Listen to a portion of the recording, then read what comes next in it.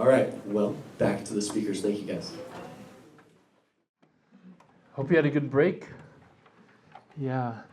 No, it's good. It's good to invest. And this time away, I hope it stimulates something in you that you're like, hey, let's keep doing this. Let's be intentional.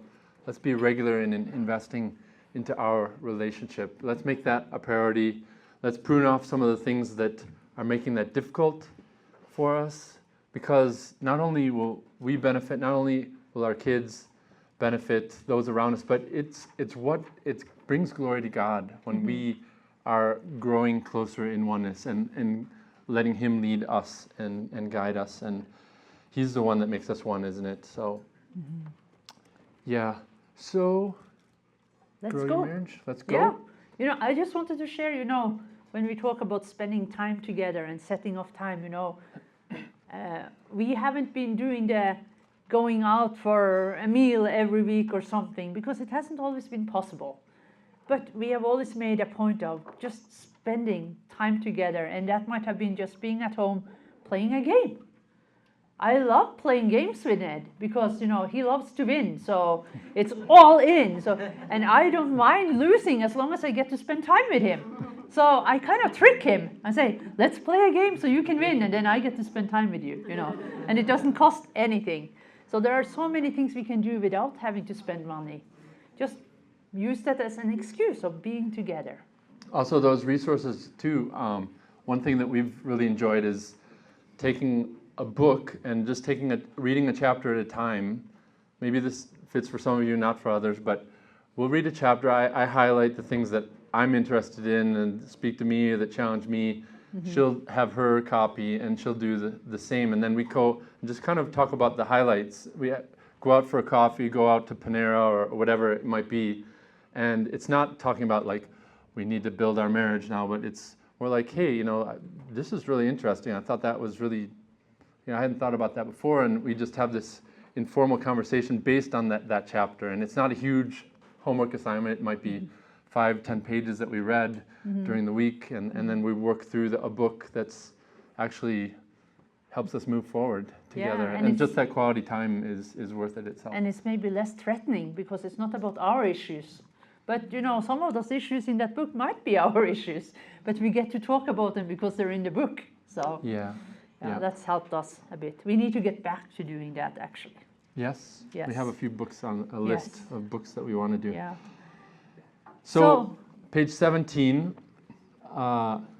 we're continuing with this tradition of turning our hearts toward each other.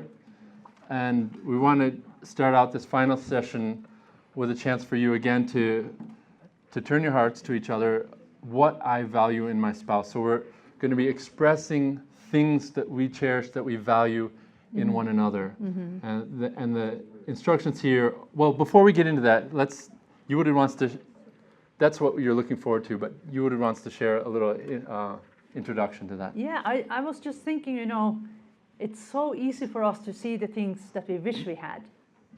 You know, we look at one another and I think, oh, I wish Ned was more talkative. You know, I wish he was more like that.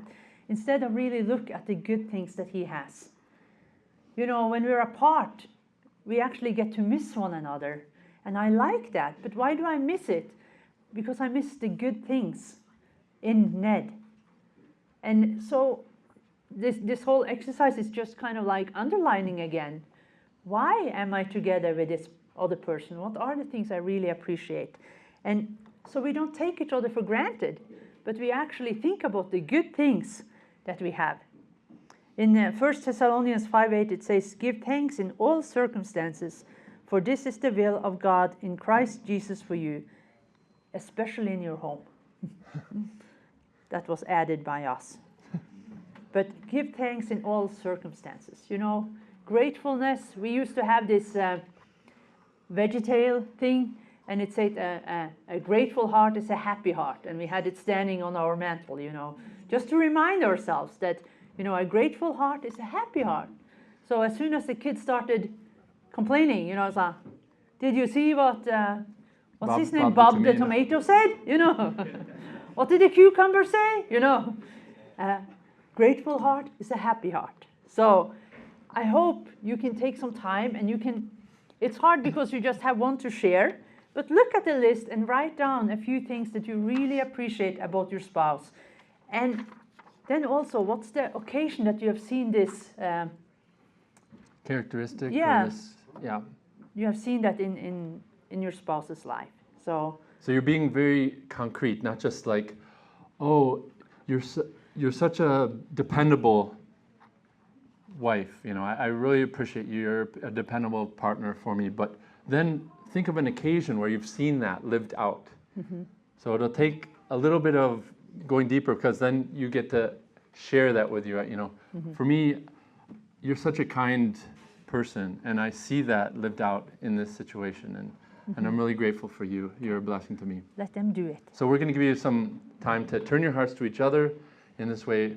What I value in my spouse, page 17.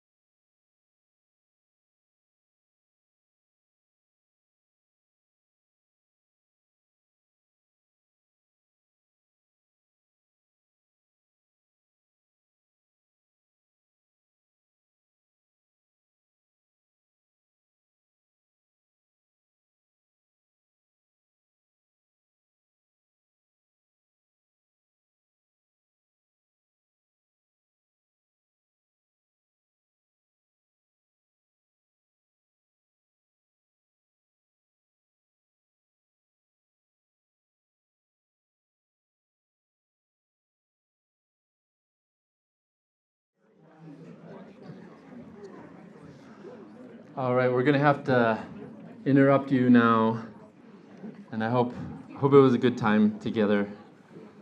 We really want to encourage you guys to continue to connect at a heart level with one another, and to take this, not just take this on from today.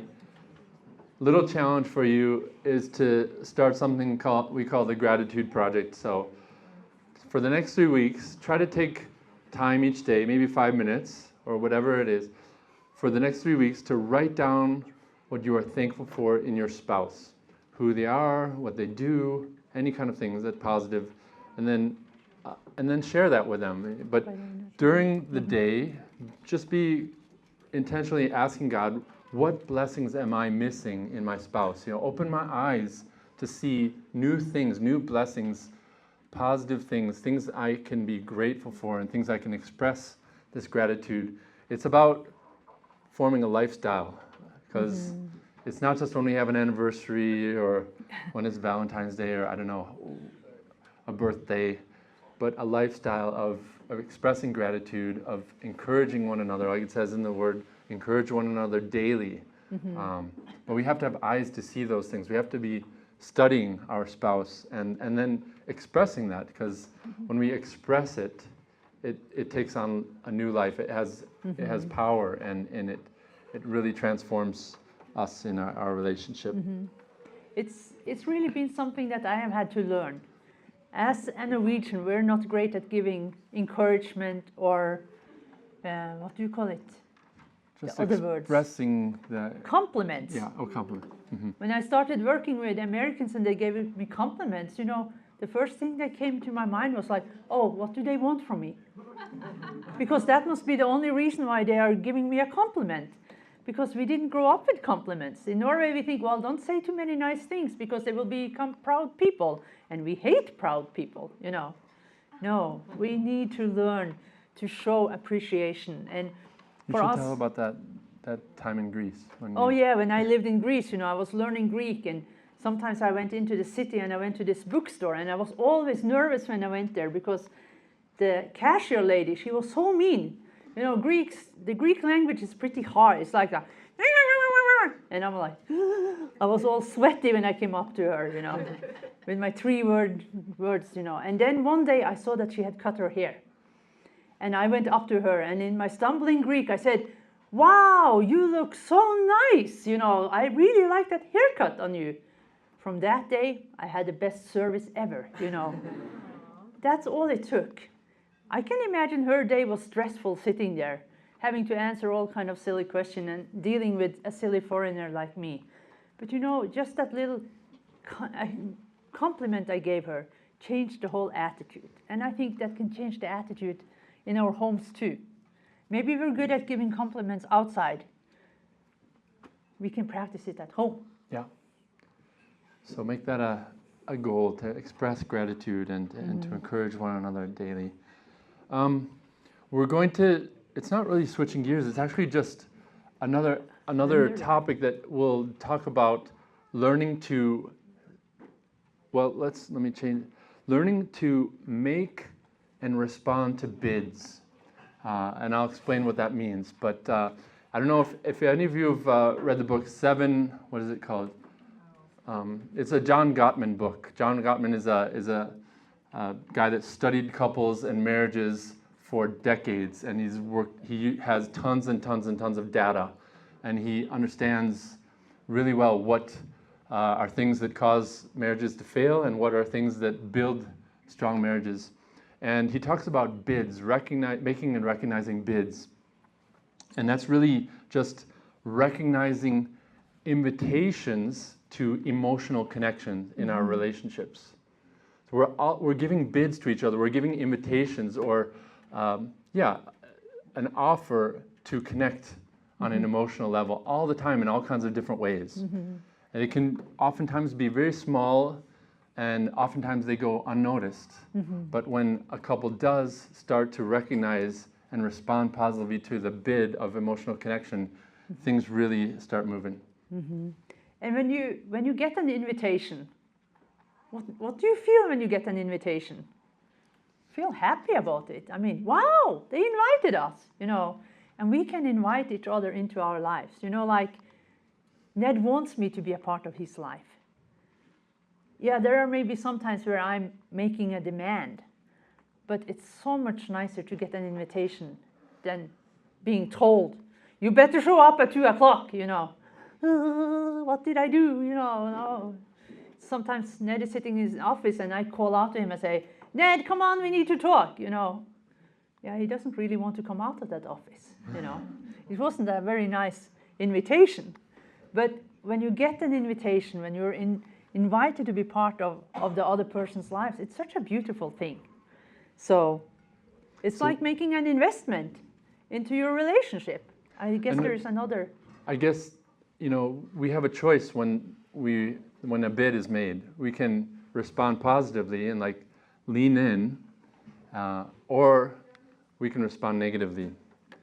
We can turn toward or turn away. Mm-hmm. And it's a choice we make. So it could be something as simple as when we're in the supermarket, in the grocery store, and it says, are we out of butter? And I could be like, and just, you know, continue walking. Or I could say, hey, you know, I'll go get some because, you know, who knows? I'm not sure, but let's, just in case, I'll go get some for us. Mm-hmm. It's in the, you know, down on the other side, but let me go run and get it. You know, that's two ways of responding to that bid. It's maybe she's not even thinking like, I want connection with you, but one is just us continuing doing the mundane things, the chores, and another is like, hey, I have a chance to reach out to her. I have a chance to respond positively to that very simple thing. And like you would have said, it's like investing into an emotional bank account. Mm-hmm. You know, just investing those funds, and sometimes we've got lots to invest into, and other times we're going through crisis and difficult times. And mm-hmm. what do we draw from? We draw from that mm-hmm. that investment we made of investing positively, responding positively to each other's bids. Mm-hmm. Let's see what. Well, yeah. I was just thinking, it's the whole deal about not just taking each other for granted. Sometimes when we've been married for a long time, maybe we turn into roommates. We're just living together, you know. No, marriage is so much more than just being roommates. Marriage is something beautiful. It's a union together. And we want to show that mm-hmm. to people. That's right. And there's a law of positive feedback. So that's what John Gottman talks about. You know, things, when we start to respond positively, then things go positive and things start like a snowball just rolling, and there's a positive momentum going. Mm-hmm. And she's responding positively to me, and I want to respond back positively to her. The opposite can happen as well, and we get into this negative, crazy cycle. But it's like that question that you, Aaron, had the other day about how do I learn to be a better listener? You know, it's the same. You know, it's an enjoyment. You know, when you get a positive feedback, you want more of that. So when I really feel understood, or when I really feel like I have understood Ned, it just encourages me to do more of that. So it's the same with giving an encouragement to somebody. You know, small, when you build a snowman, you start with something small and then it just adds, and it's beautiful. Yeah. Yeah, so, you know, bids can even come packaged in a negative wrapping. So it could be like grumbling, or it could be a complaint, like, Yeah, and I'm really good at complaining. And one of my favorite complaints is, our house is just so messy. I'm so sick and tired. It's just messy here. And so that's a bid for connection, actually. I have a choice now. I could say, look, I'm not the only one making a mess around here. It's true. That's me turning away. Or I could say, you know, yeah, this place could really do with a good cleaning, you know. So why don't, if you wash the floors, I'll do the bathrooms, and then we could do the kitchen together. Yes, that would be amazing. I would love that. I hate cleaning the kitchen alone. What do you think that does to her heart? You know, one, I say, I'm not the only one making a mess around here. And the other is, and responding positively to her bid of connection. It's not just about the house, it's about us. Yeah.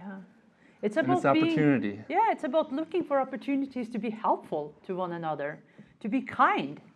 You know, like Ned gave the example sometimes even about respect, you know, the way we treat one another. If we would just be kind to one another, I think it would be so different. You know, sometimes we're at home and maybe we're having an argument and then somebody calls and suddenly I'm like, oh, hello, how are you? You know, oh, where did that meanness Jorid go? You know, she disappeared because somebody else called.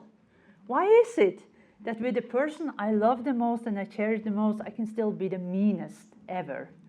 I want to move away from that. I want to move to be kind and to look for the good in our relationship. Yes. So we have a few slides with some examples, because maybe it's not clicking yet for you what this idea of bids. What does that mean? I don't get it. But I like to call it invitation. Invitations. Yeah. So it's easy to miss a bid. And here's an example of a missed connection, a missed bid. Trish says, Yeah, so now I'm Trish. Okay. We've been so busy lately. Let's take the night off and just be together. and Bud says, I can't. I've got that thing with the thing tomorrow. Oh no. Okay. Well, you know, It's a missed guess opportunity, isn't it? it's not That going to happens so happen. often. She's making a bid for a connection. Of course, life is busy, like Aaron was saying. How do we fit in more? Well, maybe there's another way to do it. A well-received bid. So I try again. I don't give up. We've been so busy lately. Let's take the night off and just be together. Can't we just be together? But I've got that thing with the thing tomorrow. But, you know, you're right about us needing to have some us time. Tomorrow night is yours, okay? Yoo-hoo! Great! Have something to look forward to, finally. Yeah, it doesn't always work the way we plan, but we can find another creative way of connecting, right? Or the best, you know. Or a bid might need to be made more clearly. So I say, we've been so busy lately. Let's take the night off and just be together. I don't catch it. I don't catch the bid. I can't. I've got that thing with the thing due tomorrow. Well, it's due tomorrow. Tomorrow you'll be done. So tomorrow let's celebrate together. Wouldn't that be great? Fun. Sounds fun. Yes. Good. Yes. Let's do it. Sometimes we need to work on that connection, you know. Make it clear that, you know, sometimes I think maybe it's more us women. We think that our men should understand what's happening up here, you know. But they don't. That doesn't mean that they're stupid. That means that we are complicated. And we need to put words on our desires and our needs. And it doesn't make it less that we ask for it. You know, ask and invite in. I really like the idea that even my complaints sometimes can be an invitation. It's maybe not a very nice invitation, but I love it when Ned sees in the midst of my complaining that he actually can draw something positive out of it and say, hey, I hear you, I see you. Let's do something about that. So let's work on that. Even just me stopping for a second and saying, what does she need right now? Instead of, how can I defend myself or not look bad or, you know, fix the problem, but, you know, what does she need right now is a question that might change my perspective totally and say, like, I think she needs my attention. I think she needs a hug. I think she needs, or maybe I need to ask that question because I don't get it. What do you need right now? And then she can tell me, because her, like I said, her emotional intelligence is much higher than mine. She sees and can discern a lot more about what's going on inside of me than I tend to be able to do the other way. So, yeah, so we have a list here, again from John Gottman, of minor bids for emotional connection. We probably, all of us, make these bids in different ways at different times, but one of them It's is just simple things. show interest in my accomplishments. You know, I finally finished the project. What can we do with that? You might say, oh, good. I've been tired of not seeing you around, you know. or respond positively, like, hey, I'm so proud of you. Yeah. Imagine you did that. That's amazing. Yes. Or share the events of your day with me. you know, that's just, it could be simply asking that question, you know, tell me about today. Oh, well, you know, it was the same old, same old. But then, well, make that bit clarified again. But what really happened today? You know, who did you meet? What did you do? Yeah. So Give draw them them another out. chance. Be affectionate with me. Well, Our family loves to hug. We just love hugging. And it's, I don't know, giving a hug is just like, it takes the stress away. It's like, it doesn't actually cost anything. It's a beautiful thing. And I'm longing to see my kids because I know that we'll get great hugs. So hugging is a wonderful thing. join me in an adventure. Hey, I was thinking about going, you know, up there, there's that Poudre River Trail, and, you know, I heard that they made that all nice to walk on now, and... Oh, I don't want to, I just came home, I don't want to go out again, you know, that's... Or I could say, that sounds interesting, let's go, and I can't even say that name, so let's go and see that place at least, you know. So, yeah. Join me in an adventure, yeah. Another common minor bid for emotional connection. Join me in learning something new. Again, it might not say, hey, I might not say to you, join me in learning something new, but hey, you know, I saw that they're having that new Bible study, that 6-week course, that marriage course, you know, at Bethel Baptist, and I was thinking, you know, it's on Wednesday nights, and usually I can get off a little early, but, you know, and then she has an opportunity. Like, well, Wednesdays never work for her. It could How be many positive. marriage courses do we need? I mean, my goodness. Yeah, no. But Number it would be 7, wonderful. yeah, let's keep going Yes. through these. Work on a project with me, Yeah. or pay attention to what I say. Respond to my joke. Yeah, You've that's been married nice. for 28 years, maybe. I've heard them all. Is there anything new? Yeah, the 3 jokes that always comes again. You know, yeah, it's good. No, Help me relax. yeah. There's all kinds of ways that we can, if we have eyes to see, if we have ears to hear, we can recognize the bids of one another, and we can reach out and turn our hearts toward each other. And it might just be the small things in the everyday life. So that's why also there is another exercise. You know, we're giving you lots of exercises to do. On page 18, it's, yeah. Do you want to read what it says here? Or do you just want to put them to work? Recognizing and responding to my spouse's bids. This is kind of, again, looking back, you might try to think of some of the bids that you do catch or some that you might miss. In the grind of life, our challenge is often to not miss our spouse's bids for emotional connection. The habit of turning toward is like making regular deposits into each other's emotional bank account. These bids can be both big and small gestures. When we learn to recognize and respond positively to our spouse's bids, we will see the balance in our accounts grow with compound interest. Let's start investing today. So write down 3 things that you've appreciated your spouse doing in the past month, and then share that with your partner and simply thank them that they've turned their hearts toward you in those ways. And I like that verse from Song of Solomon, because it said, on my bed at night I sought him who my soul loves. You know, we're seeking each other's hearts. We're studying each other. We're looking, you know, how can I discover more in her heart, the things that really motivate her, the things that really are deep in her heart.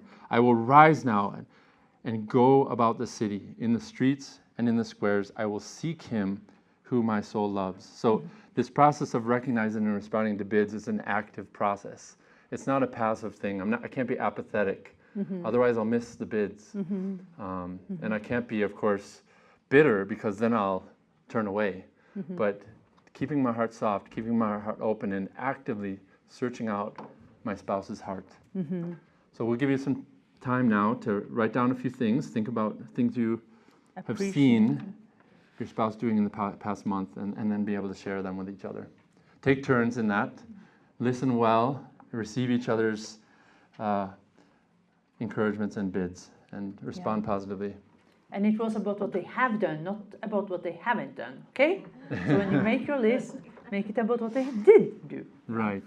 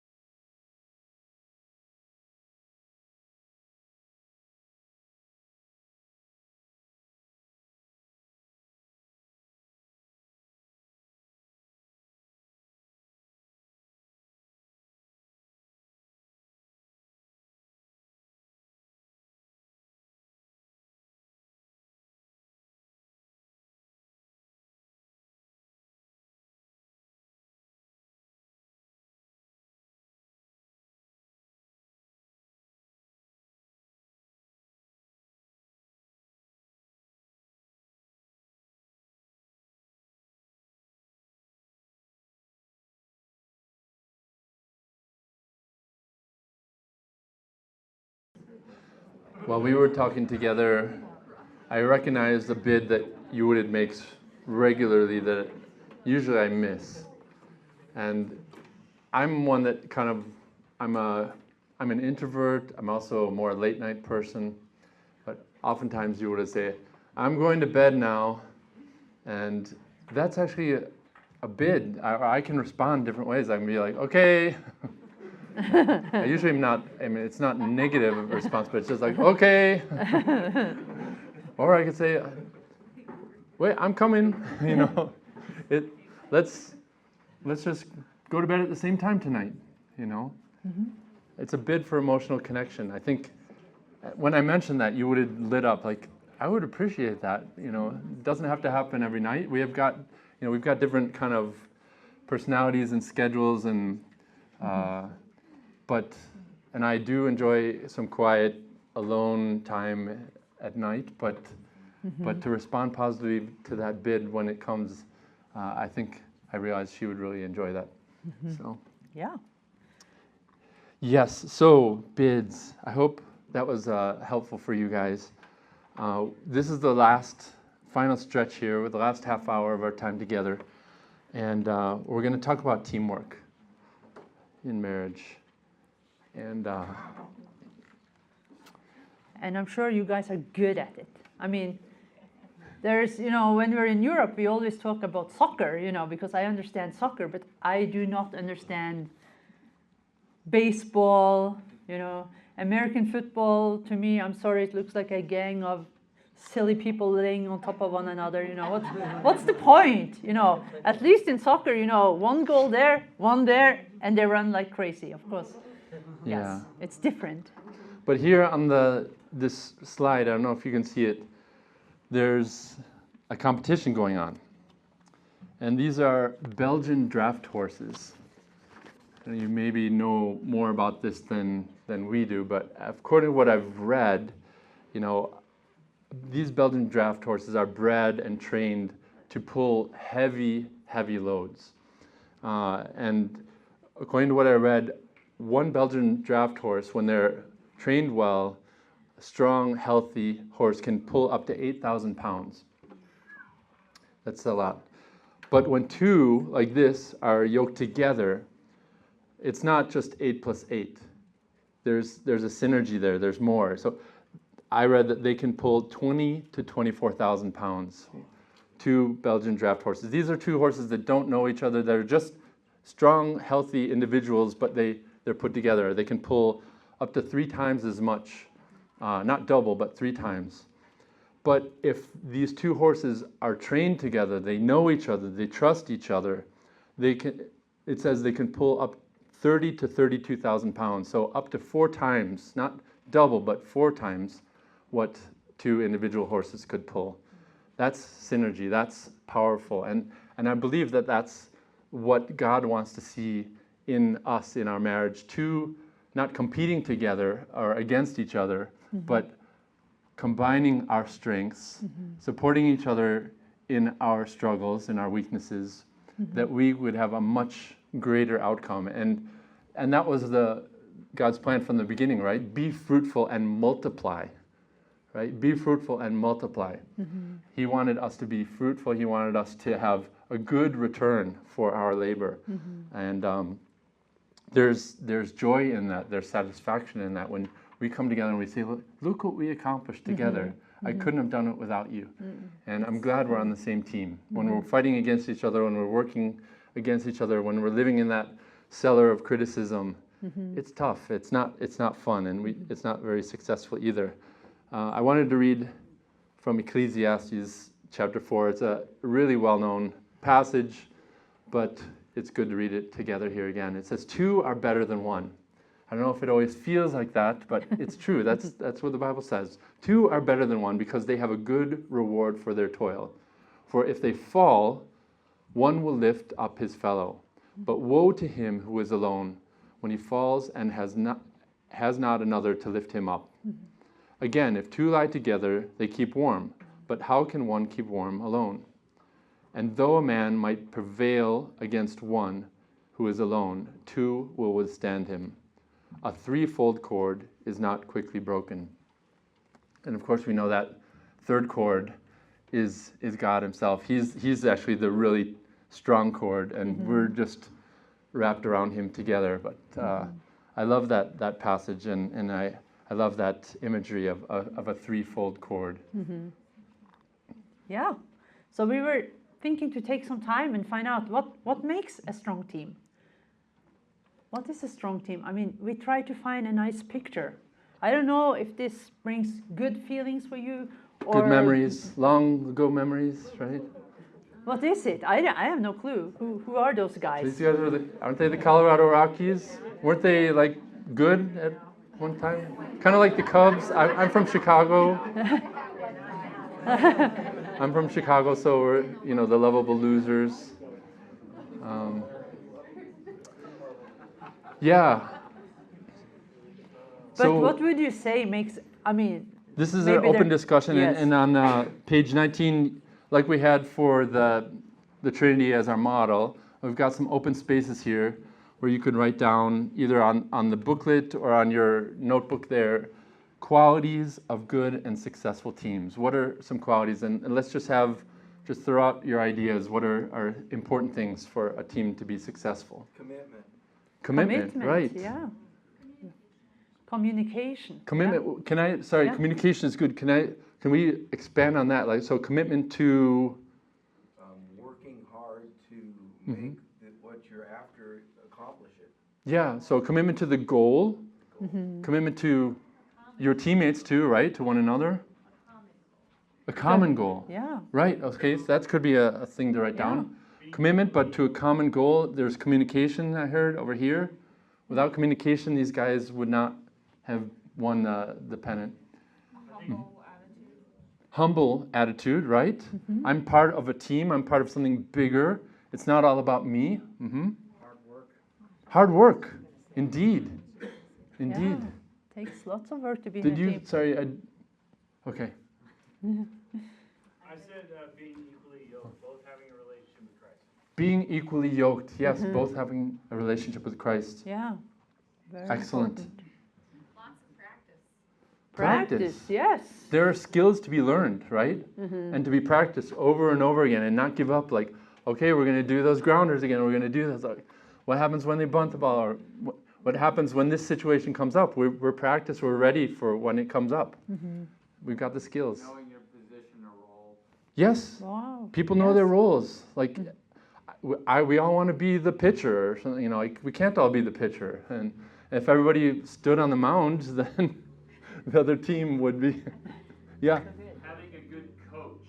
A coach, Oh. indeed. Or a set of coaches. They have people that bring direction, bring teaching, counsel, bringing the team together with that common vision, keeping the vision clear and always ahead of the team. That's right. Why coaches get paid a lot, don't they? And coaches get fired a lot too. You have to have the appropriate level of confidence. Okay. A healthy level of confidence. Tell us a little bit more. Well, you don't want to be prideful and think that you could never lose a game or never, get upended. But you need to believe that you're going to do your best and it's going to matter. Yeah. Yeah. That's Very right. true. Very true. What about joy? Joy. Joy. Yeah, Yes. good successful team. They have joy. They have fun. I know that a few years ago when the Cubs were doing pretty well. That what's the guy's name? Madden. What's his name? He would do all these crazy things. He would come to work dressed, and he would have these themed party things. I don't know, but he kept a joyful, fun attitude with the team. Yep, it's not just about work and sacrifice. There's fun too. Plan of Plan of action. Yeah. Yeah, we've got a strategy. We know what the steps are. We've got the goal, but we know what we need to do to get there. Yep. Crandall. Celebrating wins and encouraging one another. Yes. Celebration, encouragement, Yeah. indeed. You never leave anyone behind. So you're yoked together. So if one of you is Yeah. falling, you have to slow down to help them. You can't just keep going. Yeah. Yes. Yes. Could you hear her? Never leaving Yeah. anyone behind. Yeah. Yep. We're a team. Yes. We win together, we lose together. A playbook? Yeah, that's kind of, that's another way to put together, like what we heard about a strategy or a playbook, right? Mm-hmm. The ability to learn from your mistakes. Learning from your mistakes. Indeed. Yeah, Yeah. that's that light, that's that torch too. Like we're going through a hard time, but we're learning, we're growing, Yes. and So we're important. picking ourselves up, right? Not When you giving fail, up. you give up. Yeah. Lots of things. Let's see, did I have anything on this? I had trust. Yeah, we need trust on a team.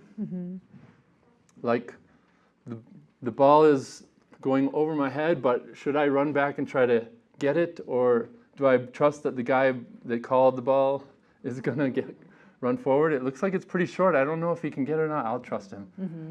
You know, yesterday I think there was a no-hitter. Did I say that yesterday? The Yeah, Cubs, you're always bragging about that, you know. Yeah. they had a no-hitter going into the 8th inning against the Los Angeles Dodgers, and the hit that happened was a bunt, and the catcher ran out and the pitcher ran out, and neither of them, like, they both crashed into each other, and it was an infield hit, and the no-hitter was spoiled, but they did win the game 13-0, which I was very happy about. Yeah. So yeah, what else? Fun, encouragement. Support one another. Maybe it was already said. Yeah. You know, to be there for one another. I think that's so important too in a team. You know, even if you're not the one up there with the ball or whatever, you cheer on one another. One other Encourage. thing I was thinking about is, in a successful team, everyone is committed to giving their best, right? Even when you're not feeling good that day, I'll still, if my best is 60% today, that's all I can give. I'll give it all. I give what I have, and that's how it is in marriage too. Like you don't always have you're not at full strength every day, but give your best. You know. Yes. So those are some things. I hope you got a good list there. We have one more slide, and then this has to do with that giving your best. A lot of times, people today, I think of things as a 50-50 proposition. You know, if we give 50-50, if we each give 50, we'll have 100%. But that's not how marriage in God's kingdom works. We're called to give 100. So I give 100, you give 100, and then we see the multiplication, we see the synergy, we see God's blessing. That's really what covenant is, right? I give my 100%. And maybe my 100% isn't as much as your 100% today, but we have that love, we have that trust, we have that respect, understanding, and we're able to support each other in the good times and the bad. It's a covenant, our marriage. It's not a contract. And a contract, you know, it's based on mistrust. It's based on, you know, different my rights and these different things that we specify in the contract. If these aren't fulfilled, these things, then you haven't fulfilled your part of the contract, then I'm released. The contract's broken. But marriage isn't a contract, it's a covenant. We both give 100%, and we experience the amazing blessings that God has for us in that way. And we get through the tough times, and then we can enjoy the good times as well. So marriage is a team sport on that page 20. And we're kind of rushing through this, but we're in the last stretch here. Marriage is a team sport. A healthy marriage hinges upon togetherness, mutual support, and unity on multiple fronts, including finances, parenting, chores, sex, and emotional and spiritual intimacy. It requires intentional effort by both partners, placing God in the center, leaning on one another's strengths, and supporting each other in areas of struggle. So that's what we're going to ask you to look at, individually first and then sharing together. 2 questions for each of these first 2 points. Leveraging strengths. What do I bring into our marriage team? What are some of the strengths that I have? Maybe it's hard for you to identify them. Maybe you can encourage each other in that. What are some of the positive things I bring in? And then in what areas are we doing well as a marriage team? So let's talk about the positive things first, the strengths. Then support struggles. Where do I need your support? I'm not always so strong. There's some of the things that you're much stronger than me, much better at me, and I need that. I need your support in those things. But like an invitation, not like a demand, maybe. Right, Yeah. exactly. And what aspects of our teamwork do we need to strengthen? So you've got that list kind of to have as a reference, things that we aspire to, things that we see, oh yeah, we're doing that really well, but other things, we need to work on that a bit. So look at those two things and then talk together and write down some practical steps. It's always helpful if you write it down and come back to it. Like, we talked about it, what was it? Oh yeah, we wrote it down, and it makes it more real. It makes it, you could even share it with somebody later on. We decided that we really want to do this to strengthen our team. But talk together, write it down, practical steps you can take to strengthen your team. So we'll give you, like 10 minutes to work on that and see how you're doing. If you're still really in the middle and going for it, we'll give you a few more. But why don't you work on that now, page 20 in the manual, and build your team, work on talking through that. Yes.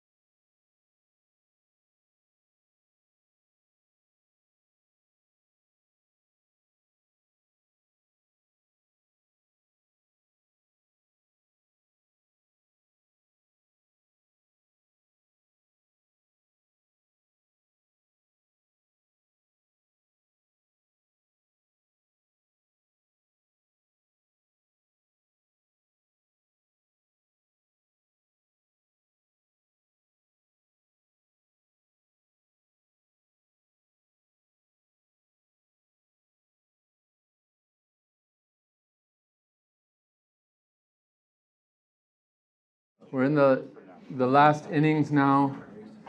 So I hope you were able to identify some things and write down some practical steps that you want to take as a couple to strengthen your marriage team. And for some of you, maybe you don't feel like, hey, we're in shape to win the World Series. It might be a rebuilding year. It's not like we want you to feel guilty. We're not there ready to win the championship. But the next step, just like what is that positive step we can take to strengthen the team? And as it builds that positive momentum and builds hope in us, and we're growing as a team, and we're supporting each other, and we're helping each other up when we're falling down, and we're fighting less, and they're just positive steps. So rebuilding year is okay too, right? Teams do that. They've got that vision though to win it all. Hey, and we're just so encouraged by the work that you have put into this, and we just want to say thank you for putting in this work, and we hope that it hasn't been a waste of time. I think we want to encourage you to even think about, maybe through yesterday and today you have set a few new goals. Maybe you could share that with another couple, because that accountability makes wonders. I like it when I have people that actually ask me, when I have said, oh, I want to do this. And then 3 weeks later, they come back and say, oh, what have you done about that? It kind of put the fire under my butt, because they're going to ask me. It can be helpful. So that's just a free tip. Yeah. Yeah, and one of the things about a team was they had that vision, right? They had a common vision. And sometimes that's lacking. We have a lot of things, daily grind things, but what's the bigger vision for our marriage and for our family? What's God's call? What's His mission for us? Maybe I have a vision for my personal life, and Jorid has hers, and that's great. But God wants us to have a vision too. Like, what are we shooting for? What is this team meant to accomplish?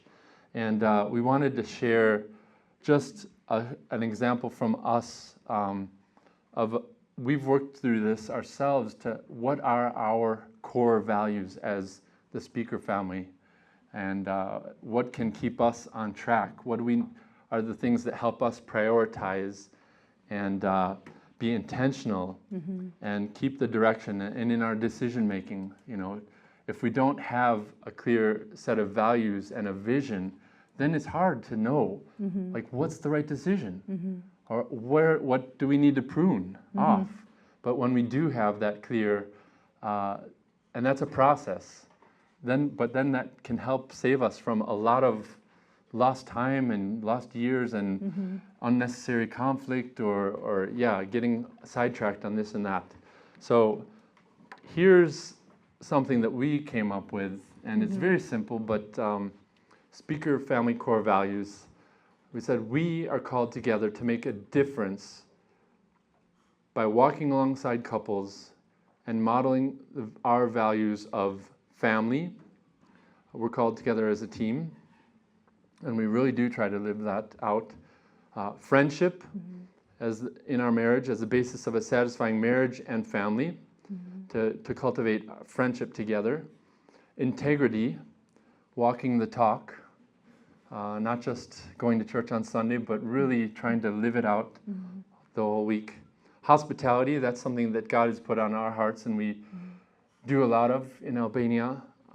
Creating an open home where we can show love and hospitality to others. And I was saying to you just a few minutes ago that's one thing when we were doing that exercise of what I value in my spouse, that she really has impacted so many people through hospitality and honor. We're all created in God's image with great value and dignity. And so these are some values that we as a family want to emphasize and to be known for. And that keeps us on track, as we're making decisions and planning our lives and working together. It also keeps us together. Like, hey, we might have gotten really busy and gotten, a little separated from each other. We've kind of drifted a bit, but this brings us back. Like, we know that this is what God's call is for us. And sometimes we put it on our fridge, and it's kind of scary when people come for a visit because like, how well are we doing in this? But it just helps us in going forward. It's like, this is what we want to do, And yes, we're not always perfect in doing that, but yes. So I think you have heard a ton of stuff. I'm sure your ears are maybe sweaty. I don't know. That's maybe not something you say in English, but I say that anyway. Saying. Yes. That's a Norwegian saying. Yes. Sweaty Yes. ears. Yes. And there are still some stuff back in this booklet, with resources and some. I like this list of 10 ways to love your spouse and improve your marriage. That could be a little conversation starter or a date kind of thing. Go through those one at a time and talk about how you could, if that's something you want to try to do over the next year. Yeah. And there are some books, and you also have the table in the back where they put out lots of books and booklets, which, look at it, bring something home, and maybe that could be something you could read together and have a discussion over. So I think that's good. And then we just really wanted to round it off. And also Marriage Week. Yeah, we do. There's a movement. We started Marriage Week in Albania, but it's a movement in 25, 30 countries around the world.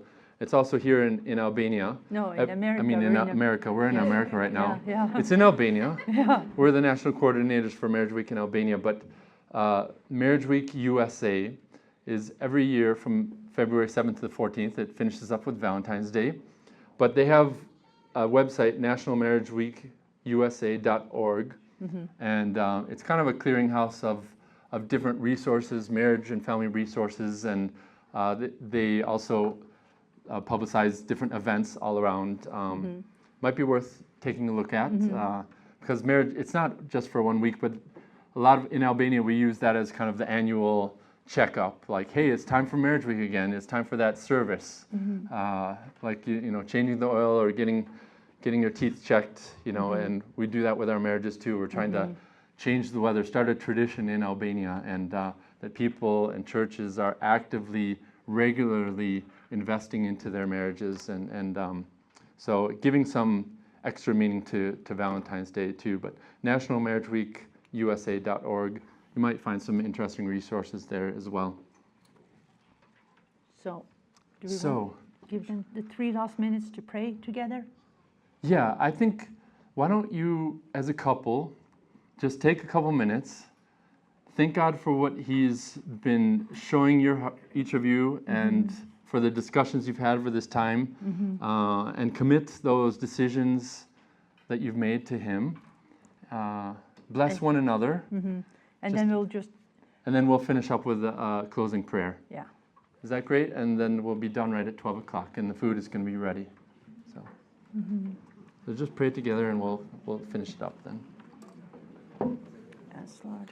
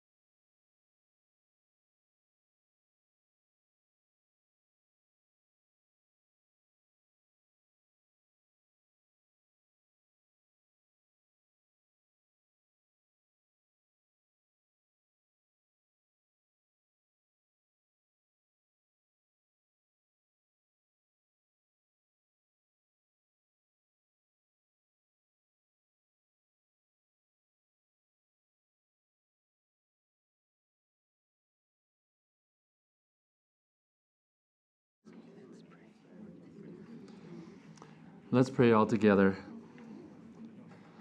God of love, thank you for our marriage. Thank you for shared laughter and tears, for strength in our weakness, and enough strength for life each day.